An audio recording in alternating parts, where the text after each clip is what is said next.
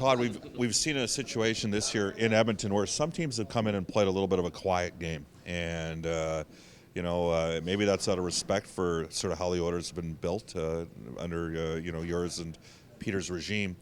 The game against Nashville was a fun game. It was a feisty, aggressive, assertive, bitchy game. Just a thought on what we saw that night and the fact that we might see something again like that tonight. And is there something about the types of two teams? You know what? It was a hard played game.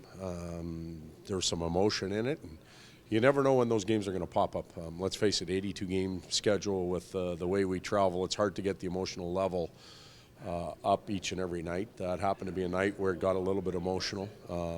There's not the traditional rivalry between the two teams or anything that's gone on in the past. So, I think the game will start tonight, and we'll play it however it's meant to be played. And I bet both coaches like the fact that there was emotion involved in it, and it's good for teams to get to that level. But I don't think you can count on it being that way every night just based on schedule.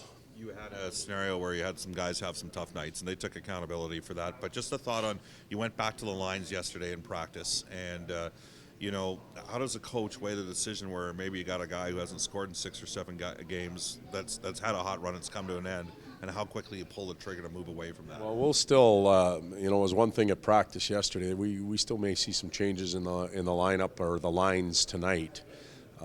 As we approach this game, it could be 1 or 2 small little things, but we have to look at the lineup and take note of maybe individuals or groups of people that are getting stale.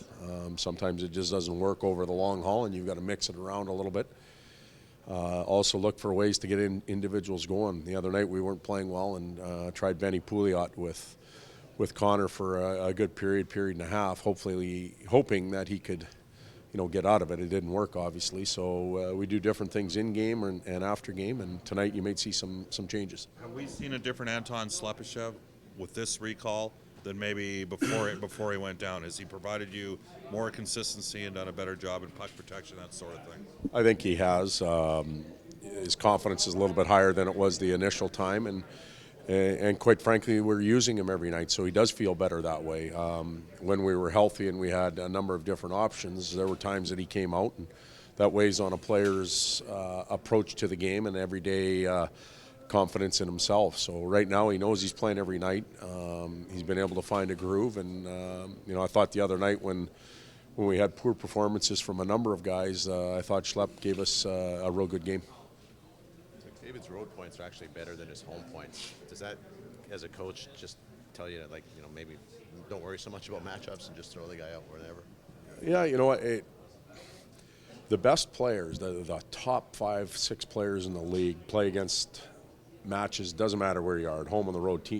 Coaches go through hoops to get them. And if we spend a lot of the night trying to avoid it, it takes our team out of rhythm, and usually that star player doesn't get an opportunity to find his game real quick, and he's out of sorts. So I don't mind putting Connor out against Fisher, Kessler, that type of stuff. It's he and his group are to find ways to overcome it, and that's just how it is. You're on this weird stretch where you play 6 games in 20 days, and sort of the rest of the teams are kind of catching up to you a little bit, or is that a psychological thing you have to deal with as well as mathematically making sure you get the points? Well, that will happen, as we get to our extended break coming up. Right now we're playing 4 in 6 days. Road trip, it feels busy again. We're concerned about fatigue and energy levels and that type of stuff. But as you hit that 5-day break, that's a time where teams will play 2 to 3 games at least, and they get to make up or close the gap. And we'd like to have a wide enough gap that doesn't happen, but we'll need to win some games to do that. Thanks, Todd.